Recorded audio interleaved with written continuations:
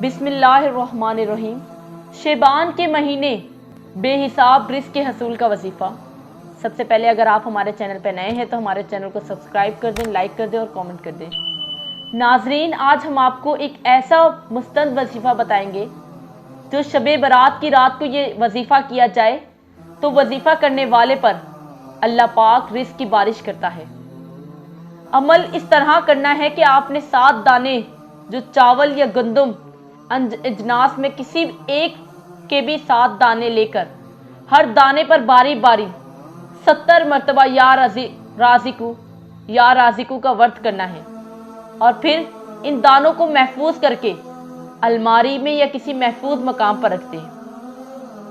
یہ عمل آپ عام دنوں میں بھی کر سکتے ہیں، لیکن شب برات کی رات وہ رات ہوتی ہے جب اللہ پاک اپنے فرشتوں کو پورے اگلے سال کا حساب کتاب مرتب کرنے کی ہدایت دیتا ہے۔